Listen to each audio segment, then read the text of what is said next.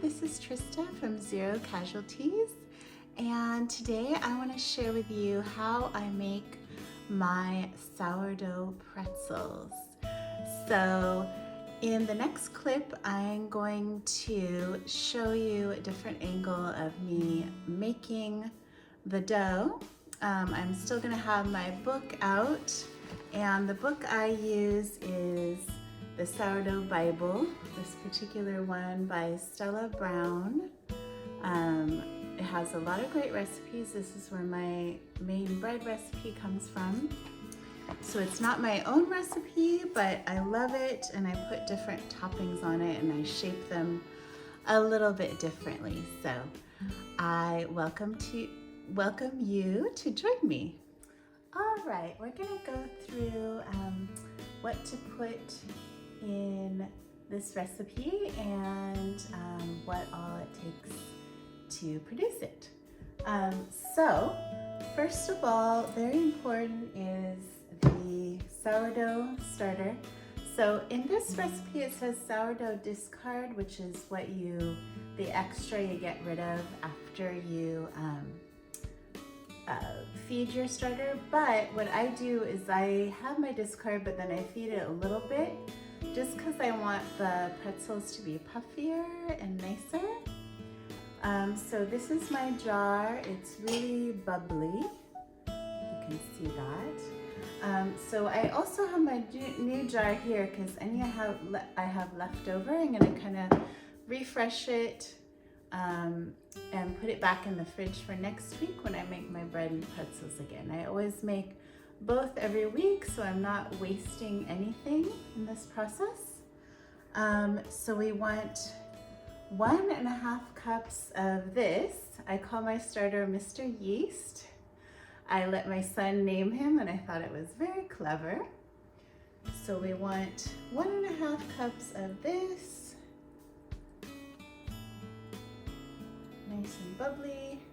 Okay, so this extra is the one I'm going to use to refresh and make my starter again for next week. So this goes in the bowl, and I need to get a scraper to get the rest of that out because I don't want to waste that. So just a moment here.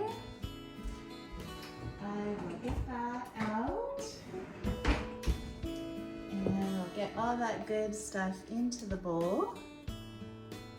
My husband likes to say that I deal with a lot of goo.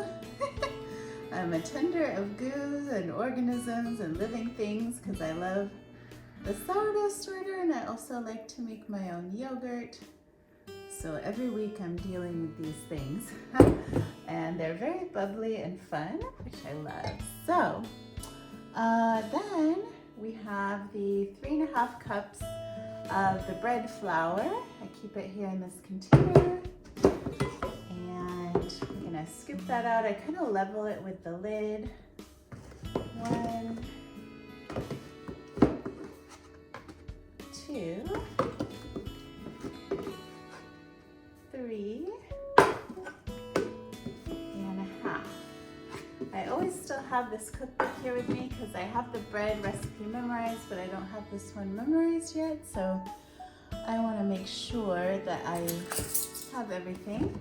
We also have just 1 tablespoon of sugar, and then 2 teaspoons of salt. I use this kind of coarse salt in this cute little bowl with this cute little spoon, but I'm going to use this measuring spoon here. Get 1 and 2. Put that in there. And then we have some water, warm water, so that it will activate the sourdough even more. We want to stir this up really well. And then I actually need to get out my giant kind of mat that I use for kneading dough. I usually just kind of have it fold it in half because it's really huge. Sometimes I bring it out all the way but I have it in half today. So I'm gonna keep stirring this till we get a ball of dough. Then what we're going to do is knead it just a little bit. So I'll put some flour on this mat. I'm gonna turn this a little bit so you can see, hopefully the mat a little better. There we go. And I'll bring my dough over here. And I'm just gonna stir it a lot. Sometimes you have to add a little extra flour because just so it's not too gloopy and floppy. So we'll see. We might have to sprinkle in a little more or maybe not. I don't want to add too much extra. Looks like it'll be just fine. Maybe just a tiny bit. Sprinkle a little bit there just to make sure. And then I'm just gonna dump that out here, scrape the extra, and just a little bit more flour. This is gonna be our pretzel dough. And then what I do is I just put it back in the same bowl after we knead it for a bit. And then put a little towel over it. I like to say that it's gonna take a nap or take a little rest. Just for 1 hour. This is a really quick rise. It's not as long as the 4 hours for the bread. Sometimes bread takes even longer than that. But as you can see, this is a nice, smooth ball. So I'm just gonna put that back in here.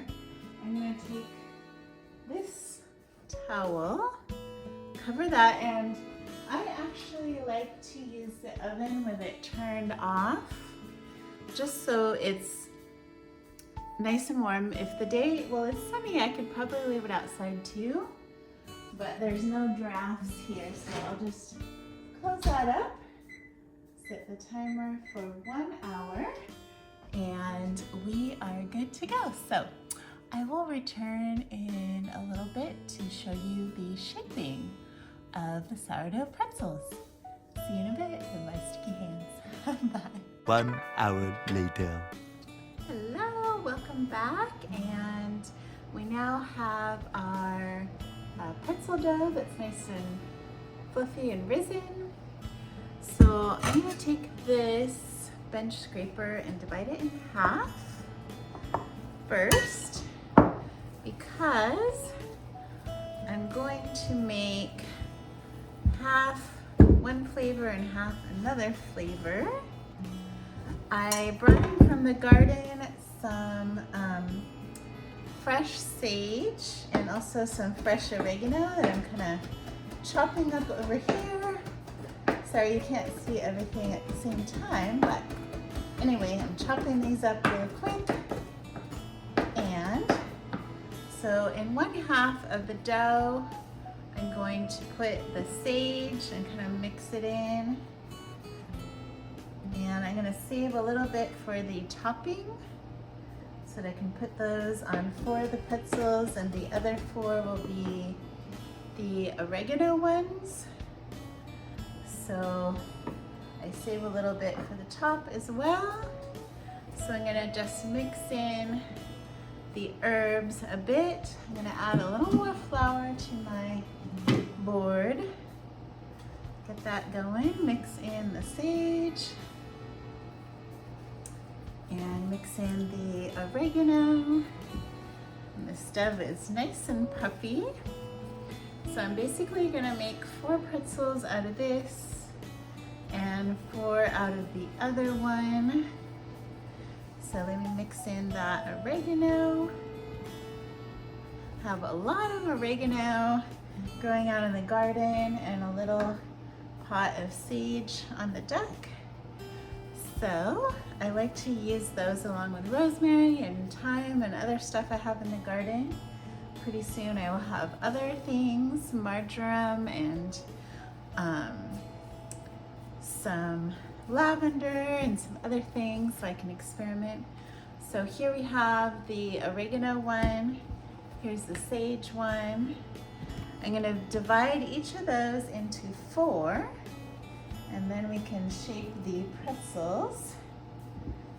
Mine look like a little more like a knot shape than a traditional pretzel shape, but I think it's really pretty. So I'm going to take one of these, add a little extra flour around, and make kind of a rope, not a super long one, but I just don't want to make that knot shape like I said.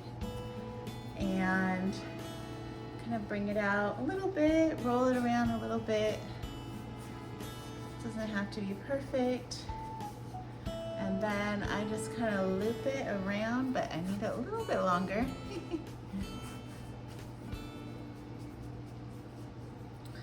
And I'm gonna shape it just by kind of tying it together, and then it looks like this. So there we go. And I'm gonna continue with the rest of them, and then I will bring you to the boiling water. We're gonna boil those and then put them back on the tray, do the sprinkles on top of the salt and the herbs, and then put them in the oven. So I'll see you in a moment. Hello, so over here I have a tray of pretzels, and I'm going to boil them in this boiling water that has 2 tablespoons of baking soda in it. And then after they're boiled, I'm gonna sprinkle on the herbs, and then I have a little bit of Maldon salt. So let me do these. These are the sage ones. So I can boil a couple of them at a time, just about 30 seconds per side. And it's kind of like bagels a little bit. Make the dough, boil it till it gets nice and brown on the outside, and then you brush it with melted butter after it comes out of the oven, which makes it extra delicious. So I'm going to turn these over for a little bit, and then it provides a really nice surface for sprinkling on some herbs and also a little bit of that nice crunchy salt. I'm a huge salt person. I love that taste of salt. So that's how they're going to go into the oven, and I will show you later when they are out of the oven. So thank you so much. Here is a little bit of the finished pretzels. I brushed some butter on them so they look really delicious. Thank you so much for joining me on this baking video. Bye.